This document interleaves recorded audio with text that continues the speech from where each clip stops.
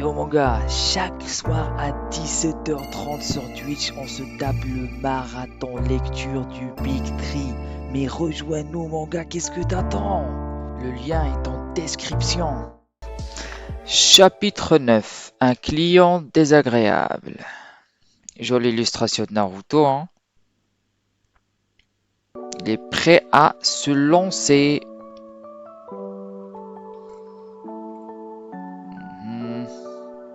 Beau paysage, hein. Et je pense Konoha, en vrai de vrai.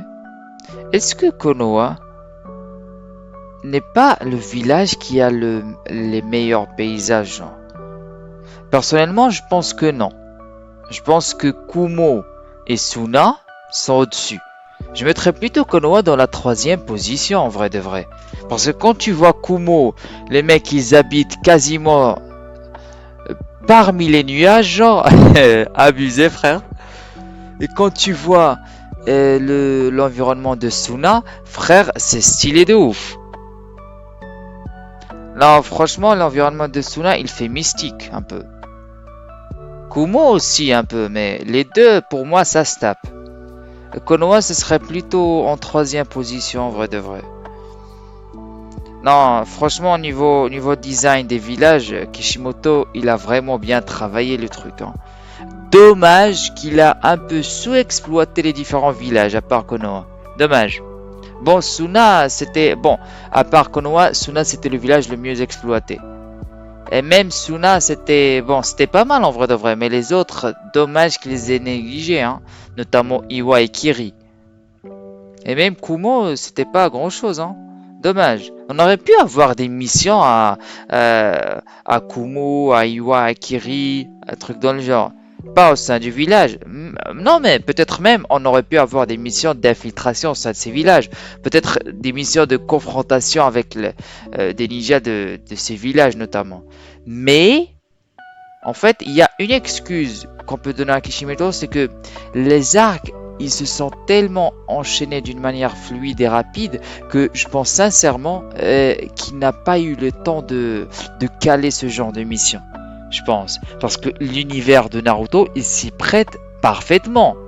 Il s'y prête vraiment parfaitement. Dommage que dans les animés, dans l'animé de Naruto, et notamment Naruto Shippuden, ils ont préféré mettre des hors-séries chiants. Pas tout ça, il y a des hors-séries qui sont excellents de ouf. Mais ils ont préféré perdre du temps avec des hors-séries qu'ils ne méritent pas, au lieu de nous mettre des missions qui pouvaient peut-être exploiter mieux les villages, hein. Les villages cachés ninja, je parle, les 5 principaux. Mais par contre, il y a des hors-séries, mon gars. Il y a vraiment des hors-séries. Tu te dis, waouh, c'est... Parfois, il y a des hors-séries qui dépassent vraiment l'œuvre originale, hein. Et je parle de Naruto. Pour ceux qui connaissent, il y a un hors-série qui s'appelle Pouvoir. En japonais, c'est Chikara. Il y a eu, je pense, 6 épisodes, un truc dans le genre. Au départ, c'était censé être un film d'animation.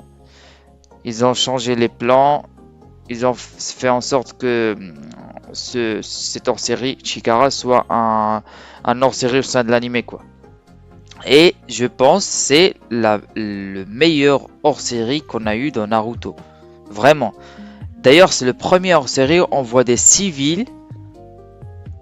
C'est-à-dire, plus exactement, on voit le point de vue des civils par rapport au monde ninja. À quel point les civils lambda, ils ont chi dans le monde des ninjas. À quel point c'est-à-dire la dimension où vivent les civils carrément, elle n'a rien à voir avec la dimension où vivent les ninjas. C'est deux mondes totalement différents. Et quand les deux s'approchent ou se confrontent ou se lient, tu vois à quel point la différence, elle est monstrueuse, elle est atroce. Vraiment, en tant que civil, vivre dans le monde de Naruto, c'est vraiment pas facile, hein. Et cette hors-série, il le montre très très bien. Vraiment. Pour tous ceux qui n'ont pas vu cette hors-série, genre, foncez les gars. Juste écrivez Naruto hors-série Chikara ou Pouvoir, et vous allez le trouver. Il n'y a que 5 ou 6 épisodes, hein. Vous allez vous régaler. Et l'animation dans ces épisodes, mais waouh, tu comprends très facilement que c'était censé être un film au début, hein. C'est logique. J'ai encore dévié, je sais pas pourquoi, mais bon, on continue. Eh ben, Imagine t'es Kakashi, le Jonin le plus fort de Konoha, probablement de tous les 5 villages cachés. Et on te donne pour mission d'attraper un chat. Est-ce que t'aurais pas la haine en vrai de vrai? Est-ce que t'aurais pas envie de péter ton village en vrai? Ton Hokage même. Imagine, ton prof c'était Minato. Et toi t'es le Sharingan, t'es connu comme le ninja qui maîtrise plus de 1000 techniques.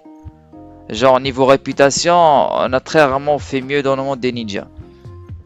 Et on te donne une mission pour attraper un chat. Je comprends que c'est une mission plus pour les élèves que pour toi. Mais c'est une mission pour ton équipe. Mais c'est grave là, en vrai de vrai, c'est vraiment grave. Eh ben, imagine, toi seul, on peut te donner une mission de rang S. T'as des élèves en plus, c'est-à-dire t'as du soutien en plus. On décide de faire quoi? Te donner une mission de rang D, quoi. Madame Shijimi, épouse du seigneur du pays... Pardon? Attends, c'était vraiment l'épouse du seigneur du pays du feu, genre. Et son chat Tora. Ah ouais, d'accord. C'était vraiment la meuf du seigneur du pays du feu. Eh ben... Ah ouais, d'accord, il a vraiment pas de goût, le mec. Elle est chef de ouf. Il a pas de goût. Ah bah, imagine, t'as tout cet argent en tant que seigneur d'un pays et tu choisis ça comme femme. Genre, c'est soit t'es nul en drague, soit t'as des goûts de merde. Je suis désolé, mais il n'y a aucune autre explication, frère. Ah, mon petit Tora adoré, pourquoi t'es-tu sauvé comme ça? Je me faisais un sang d'encre. Même son chat, il s'est barré tellement elle était chum, le gars. Même son chat. Frère, le seigneur du feu, il est de la merde. Avec tout le respect, il a vraiment de la merde dans les yeux. D'abord, babysitting du petit-fils du doyen du village. Ah ben, ensuite, il course au village voisin, puis donner un coup de balle à la récolte des pommes de terre. Ouah, la gueule des missions, hein. Le troisième Hokage, et l'autre fois, j'ai donné une excuse au troisième Hokage.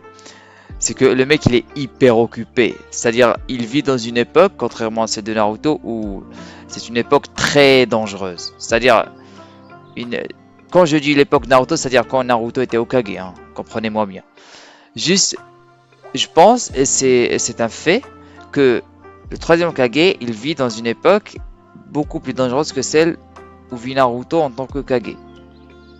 En tout cas, par rapport aux différentes relations entre les villages cachés et les différents pays. Et tu fais quoi? Tu t'assois et tu commences à donner des missions pareilles, genre babysitting, faire des courses, récolter des pommes de terre à des ninjas qui vont prochainement aller en guerre. En guerre. Là, même si le village il n'est pas officiellement en guerre, mais il est en état entre guillemets de danger, d'alerte, genre. À tout moment, la guerre peut éclater. Et pour entraîner tes ninjas, tu leur donnes ces missions. Mais t'es mal la gueule des missions, quoi. Eh ben, bravo le troisième Hokage, hein. Bravo. Ah non, pas question, ras-le-bol ce genre de mission. Moi, cette fois, je veux faire quelque chose de plus palpitant. Il n'a pas tort. Ah là là, quel enquiquineur celui-là. Et voilà, je me doutais qu'il n'allait pas tarder à perdre patience. Là, Naruto, il a totalement raison. Hein. Là, Naruto, il a totalement raison. T'es un élève débutant. Est-ce que tu préfères qu'on t'enseigne de la merde, des choses inutiles, ou qu'on t'enseigne en fait des choses qui vont vraiment être utiles au futur, à l'avenir? Surtout que à l'avenir, il va être confronté à des mastodontes, hein, parce que plus tu grandis en tant que ninja, plus les missions elles deviennent difficiles, et plus tu te confrontes à du danger, à du vrai danger. Hein. Et là, il est en train d'apprendre à se confronter à ce danger en faisant quoi? En cherchant des chats, en faisant des récoltes de pommes de terre et en faisant des courses. Mais c'est pas des... Je suis désolé, je suis vraiment désolé, mais c'est pas des missions de ninja, frère. Récolter des pommes de terre et faire des courses, ce n'est pas des missions de ninja. Je suis désolé. Genre, imaginez Kiri donner ce genre de mission. T'as Kiri qui fait s'affronter ses genin dans un combat à mort. Je répète, un combat à mort, les gars. Les gars, ils ont même pas 13 ans pour déterminer lequel qui va survivre et lequel va devenir Genin. Je dis Genin, pas Chunin ou Junin, Genin. De l'autre côté, t'as Konoha qui donne à ses ninjas, qui sont Genin accomplis, ils ont leur diplôme de ninja. Elle leur donne des missions de récolte de pommes de terre, de course et aller chercher des chats. Frère, je comprends pas comment Konoha est le village le plus fort du monde de Naruto. Normalement, ça doit être Kiri, non? Vu comment ils forment leurs ninjas, Kiri, normalement, si on est cohérent un minimum avec nous-mêmes, si on est un minimum sincère, Kiri doit être le village le plus puissant de Naruto. T'es mal le genre de formation qu'ils donnent à leurs élèves. Ils s'entretuent pour déterminer quel Genin va survivre. Mais comment Zabuza a fait pour perdre contre Kakashi? Mais c'est une dinguerie. Zabuza se devait de rouler sur Kakashi, je le dis. Zabuza se devait de rouler sur Kakashi. Avec tout le background qu'il a, jamais il n'aurait dû perdre contre Kakashi, je le dis.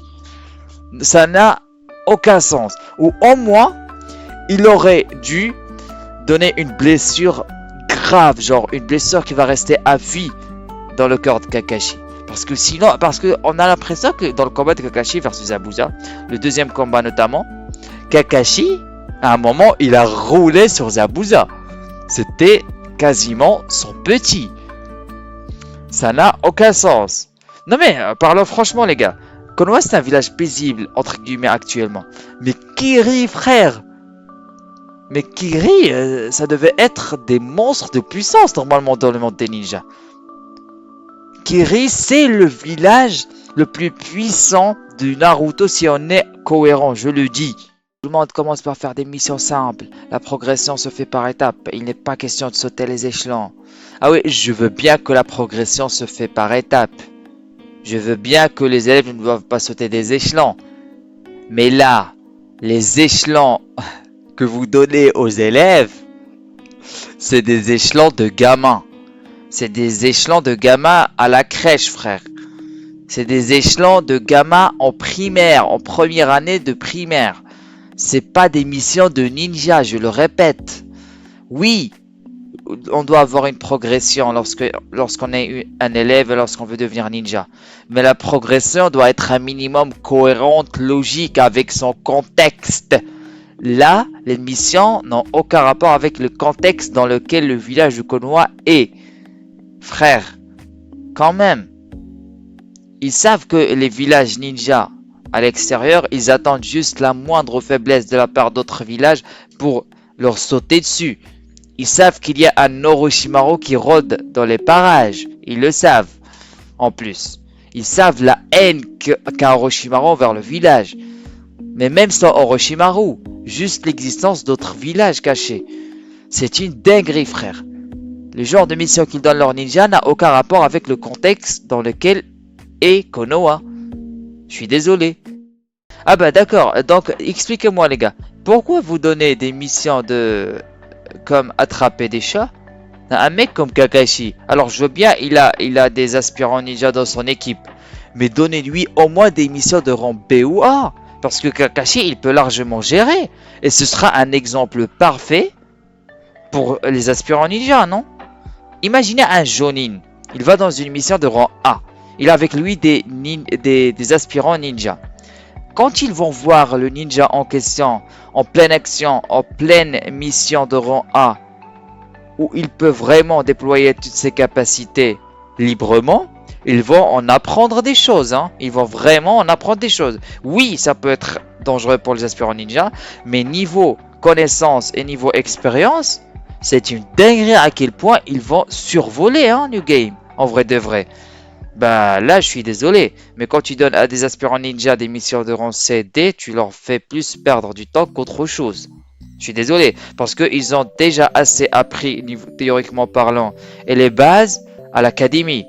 Bah c'est le but de l'académie de base, apprendre les bases au ninja. J'ai répété 5 fois le mot base, je le répète encore une fois. L'académie ninja, elle a pour mission d'apprendre les bases théoriques et pratiques au ninja. Du coup, les missions de rang D ou C n'ont plus aucun sens. Normalement, ils doivent accompagner leur maître, Jonin, dans des missions de rang PA pour vraiment apprendre comment est le terrain et comment le terrain il est cruel et peut être différent de ce qu'on apprend à l'académie. C'est le plus logique. Je suis désolé. Je suis désolé. Les choses devaient se passer comme ça pour être un minimum cohérentes. J'espère que ceux qui m'écoutent sont d'accord avec moi, hein. Si c'est pas le cas, manifestez-vous dans les commentaires, je sais pas, ou dans le chat. Attends. Mais ils font quoi ce... Attends, il y a deux hommes à droite qui sont nus à côté de l'Hokage. Mais c'est quoi cette dinguerie? Attends, c'était présent dans l'animé ça? Attends, mais Kishimoto il a pété son crâne, c'est pas possible. Il y a deux mecs nus, ils ont même pas de slip. Attends, mais ils ont... Eh, je vous jure les gars, ils ont pas de slip. Il y a deux mecs nus dans le bureau en octroi d'émission à côté de l'Hokage. Et il y a l'épouse du seigneur du feu qui est présente. Kishimoto, il a pété son crâne.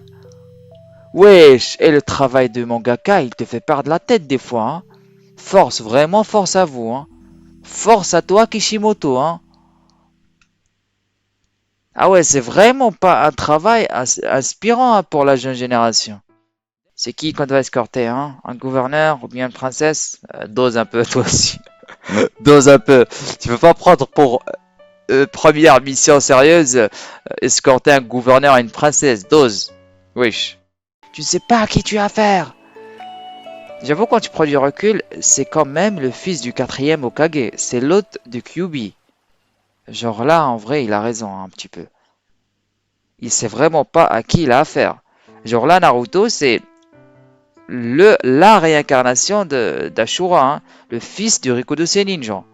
Bon, là, on ne sait pas s'il est déjà la réincarnation, si la réincarnation, c'est-à-dire si l'esprit d'Ashura, il a déjà choisi ou pas. Parce que moi, je fais partie de ceux qui pensent que l'esprit d'Ashura et d'Indra ne se réincarne pas dans des bébés, c'est-à-dire ils ne naissent pas, les gens qui sont la réincarnation d'Ashura et d'Indra ne naissent pas en tant que réincarnation, mais sont choisis à travers les époques. Parce que c'est comme ça que je lis le truc, moi.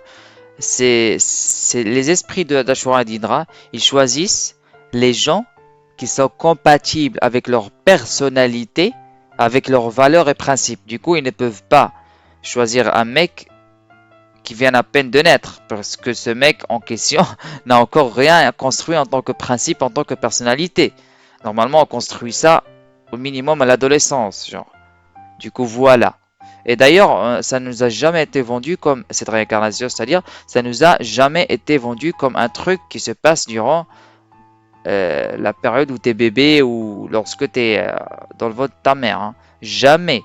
Mais plutôt, c'est plus probable que ce soit le contraire. C'est lorsque tu commences à grandir, genre ado et plus, que les esprits d'Ashura d'Hydra peuvent te choisir. Parce qu'ils te choisissent de base, ils te choisissent en se basant sur ta personnalité, tes valeurs et tes principes, hein.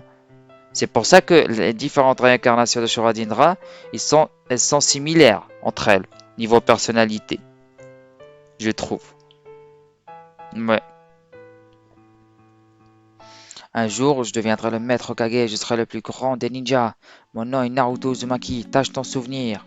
D'ailleurs, ça, en fait, les gens critiquent beaucoup le truc de la réincarnation d'Indra et d'Ashura dans Naruto.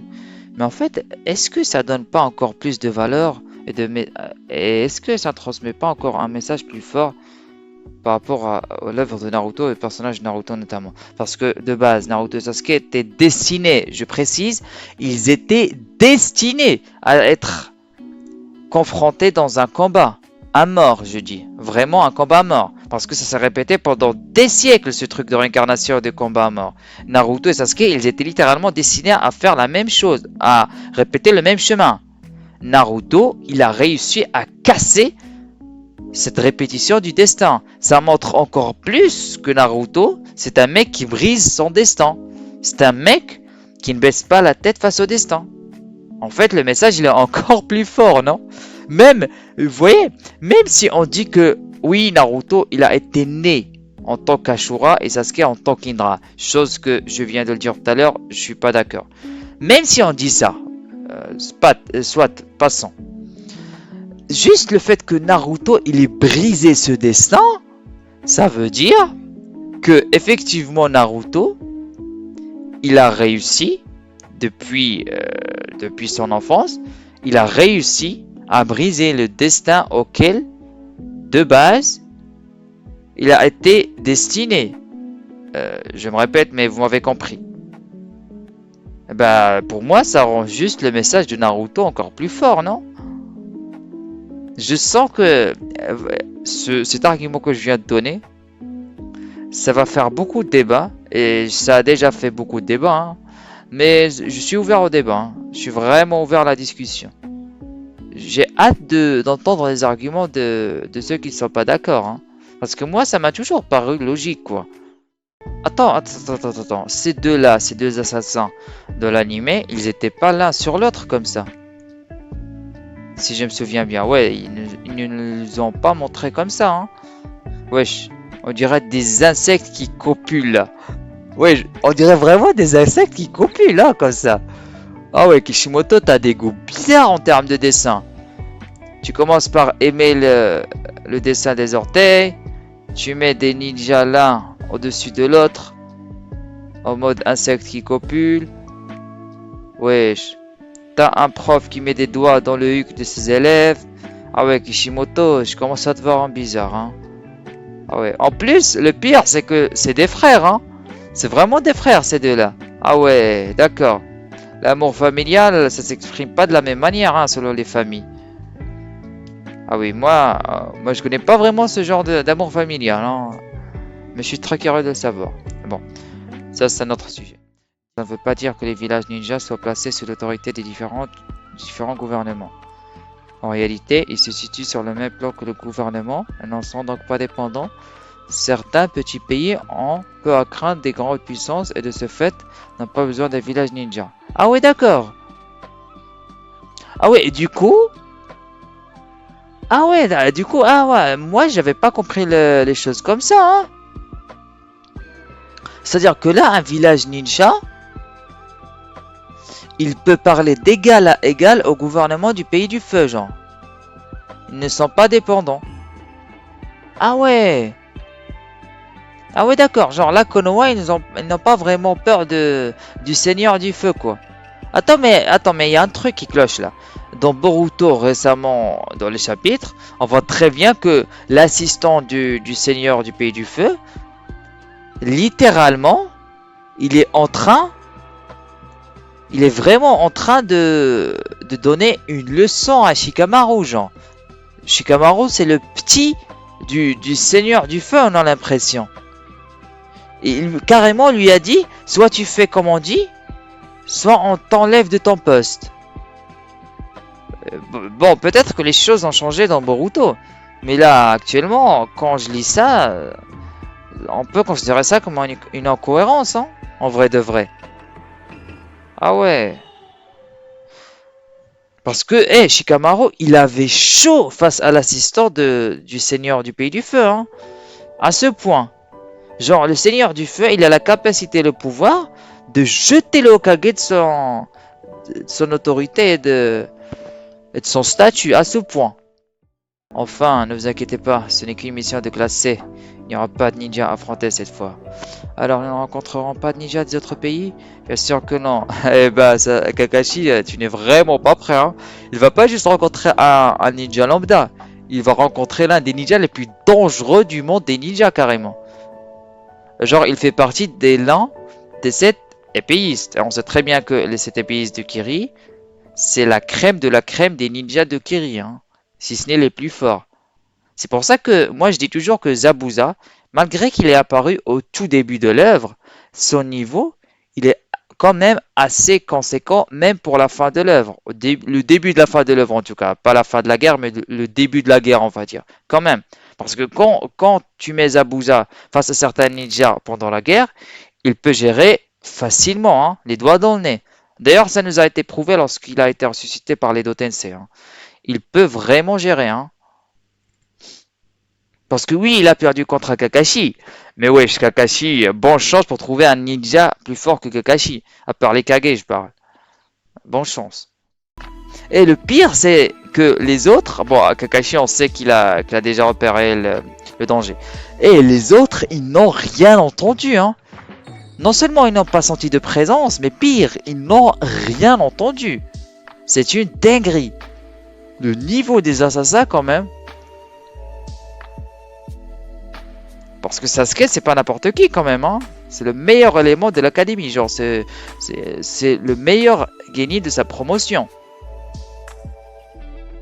Genre, vu leur niveau, même un Chunin, il aurait du mal à les repérer, hein. Franchement, en vrai de vrai. Couper en rondelles. Ah ouais. Ah ouais, imagine, t'es un aspirant ninja, tu vois ça. Ouais. Naruto, il a regretté d'avoir demandé une mission de rang C1. Il a regretté d'avoir demandé une mission de rang plus élevé. Là, il se chie dessus, il se dit, waouh, j'aurais pas dû, vraiment, j'aurais pas dû. Frère, j'aurais vraiment dû retourner à l'académie, là. Ah ouais. Et Sakura, elle se dit, waouh, j'aurais dû faire mannequin plus tôt. J'aurais vraiment dû faire mannequin, genre. Eh, Sasuke, il a pas si peur que ça, hein. Non, là, Sasuke, quand même, pas mal de sang-froid, hein. Et il a vu Kakashi se faire trancher en rondelles, mais quand même, il arrive à garder son sang-froid, hein. Là, il est en train d'analyser la situation, genre, déjà. Les autres, ils sont pris au dépourvu, mais Sasuke, vraiment, il est déjà en train de préparer sa contre-attaque, hein. Eh ben, bon, après, quand t'as vu Itachi massacrer tout ton clan, j'ai envie de dire, t'as quand même de la bouteille, hein. T'as quand même une sacrée bouteille, hein. En vrai de vrai. Genre, il a vu pire. Il a vu pire.